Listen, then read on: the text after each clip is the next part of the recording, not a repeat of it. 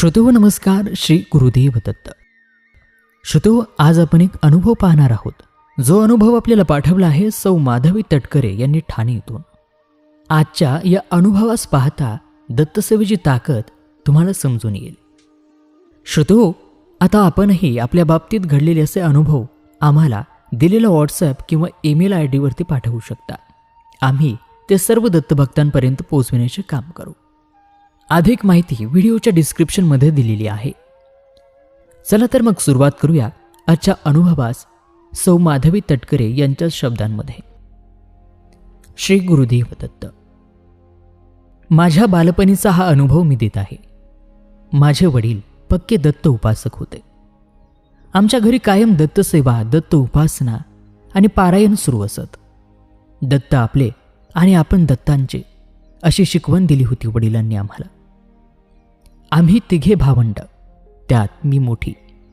आमची परिस्थिती तेव्हा बेताचीच होती, पण खूप समाधानी होतो. आम्ही त्यावेळी म्हणजे 1985च्या दरम्यान कळवा येथे राहत होतो. त्या दरम्यान मी 7वीत होते. तो भाग तसा म्हटला तर ग्रामीणच होता.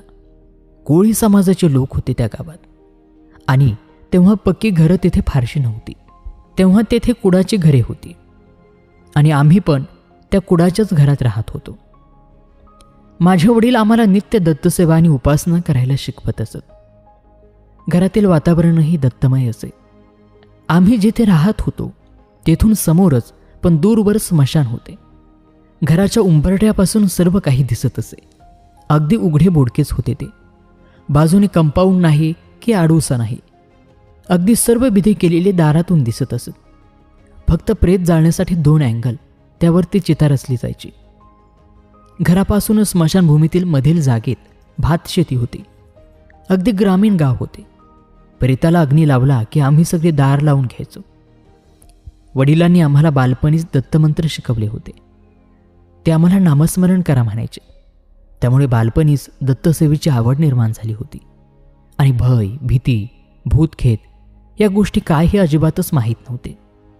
त्याविषयीचे काही ज्ञानच नव्हते. दत्त आपले आणि आपण दत्तांचे असे माझे वडील सांगत. भीतीचा लवलेशही माहीत नव्हता आणि तसे विषय पण घरात होत नसत. असेच एके दिवशी रात्री 4-5 कुत्री घराजवळ भुंकत होती. वडिलांनी त्यांना काठी आपटून दूर हुसकावून लावले, पण ते पुढे जाऊन पण घराच्या दिशेने भुंकतच होती. पण दूर गेली म्हणून वडिलांनी दार लावून घेतले आणि आम्ही सारी झोपी गेलो. त्यावेळी काहीच प्रसारमाध्यम नव्हते, त्यामुळे सर्व लवकरच झोपत असत. माझा लहान भाऊ 1.5 वर्षाचा होता.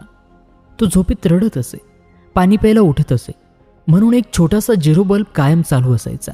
मी, आई आणि छोटा भाऊ आम्ही कॉटवरती झोपत असू. त्याच रात्रीची ही भयावह सत्य गोष्ट आहे. आम्हा सर्वांना छान झोप लागली होती.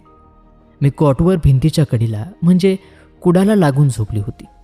मध्ये माझा छोटा भाऊ आणि त्याच्या शेजारी आई असे आम्ही तिघे झोपलो होतो आणि वडील आणि 7 वर्षाची बहीण खाली झोपले होते. मला मध्यरात्री माझ्या मानेखाली पाठी काहीतरी हालचाल जाणवत होती. मी कुशीवर झोपले होते, पण काहीतरी हालचाल जाणवत होती म्हणून मी अस्वस्थ झाले आणि झोपेतच असताना कुस बदलून सरळ झोपण्याचा प्रयत्न करू लागले. पण माझ्या पाठीखाली काहीतरी असल्याचे मला जाणवत होते आणि ते हालचाल करत होते ते पण मला जाणवले. मी झोपेतून जागी झाली आणि बघू लागले की काय आहे. बघते तर एक काळाकुट्ट राकट हात कोपरापासून कुडाच्या भिंतीतून आत आला होता आणि तो हात बोटांची हालचाल करत होता की चल ये म्हणून. अशावेळी माझ्या जागी जर दुसरे कोण असते तर काय हालत झाली असते त्याचा विचार करा. पण भीती आणि भूत यांचे काहीच ज्ञान नसल्याने तसं काही विचारच मनात नाही आला. मी त्यावेळी ते दृश्य पाहून आईला हलवून जागे केले. आई पण आवाज न देता जागी झाली. मी आईला हातानेच खुरवून हे बघ काय असे दाखवले. तो प्रकार पाहून आई जोरात ओरडली आणि वडिलांना आवाज दिला. तिच्या ओरडण्याच्या आवाजानेच वडील जागे झाले होते. त्यांनी उठून बघितले असता त्यांना तो प्रकार ध्यानात आला. त्यांनी पटकन लाईट लावली. आवाजाने सर्व शेजारी पण उठून जागे झाले होते. काय झाले म्हणून दार ठोकत होते. माझ्या समोरच तो हात हळूहळू भिंतीतून मागे बाहेर निघत होता. वडिलांनी दार उघडले. टॉर्च आणि काठी घेऊन 4 जणांना घेऊन घरामागे फेरी मारली. टॉर्च मारून बघत होते पण तिथे काहीच दिसले नाही. आणि ज्या कुडाच्या भिंतीतून तो हात घरात आला होता त्या भिंतीमध्ये तर बांबूचे मोठे दाट आणि उंच बन झाडी होती. तेथे माणूसच काय पण कुत्रं पण शिरायला जागा नव्हती. आणि त्या जागेतून हात घरात आला होता. माझ्या पाठीला त्याचा रोचक स्पर्श जाणवत होता. तो हात बोटांची हालचाल करून चल ये म्हणून बोलावत होता. किती भयंकर आणि अंगावरती शहारे आणणारा अनुभव होता तो. जर भीती आणि भूत काय असतं हे तेव्हा कळले असते तर नक्कीच माझे तेव्हा काय झाले असते ते मला समज आल्यावरती कळाले. त्या रात्री वडील घरात आल्यावरती साहजिकच मी प्रश्न केलाच की काय होते ते बाबा. तर ते बोलले सोरबीर असेल, झोप तू आता. आणि आईला पण खुणावली की काही विचारू नको असं म्हणून लाईट बंद करून झोपण्यास सांगितली. आम्ही भावंड तर झोपलोच, पण आईबाबांचे माहीत नाही. सकाळी शाळा असल्याने लवकर उठून नेहमीचा नित्यनेम आवरून शाळेत निघाले. वडील कामाला जाताना शाळेत पण सोडत असत. जाता जाता सहजच वडिलांना पुन्हा त्याविषयी विचारले तर ते म्हणाले, अगं चोर होता तो वाटते, जाऊ दे तू नको विचारत बसू. असे म्हणून त्यांनी तो विषय बंद केला. मला भीती मनात नव्हती पण कुतूहल होते.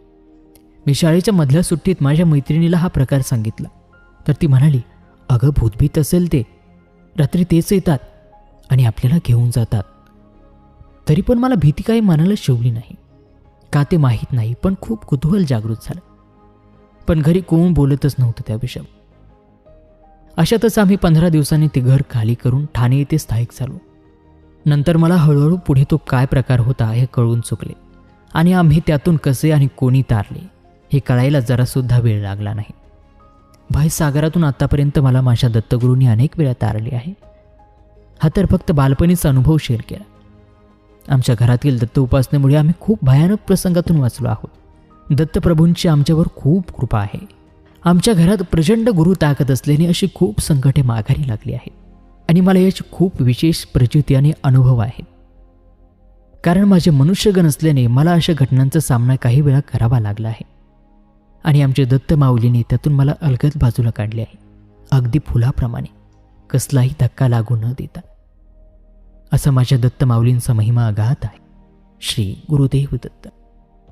तर श्रोतो, सौ माधवी तटकरे यांचा हा भयानक आणि तेवढाच प्रेरणादायी अनुभव आपण पाहिला. हा अनुभव आपल्याला कसा वाटला कमेंट करून सांगायला विसरू नका. आणि आपल्या बाबतीत जर असे अनुभव घडत असतील तर तेही आमच्यापर्यंत पोहोचवायला विसरू नका.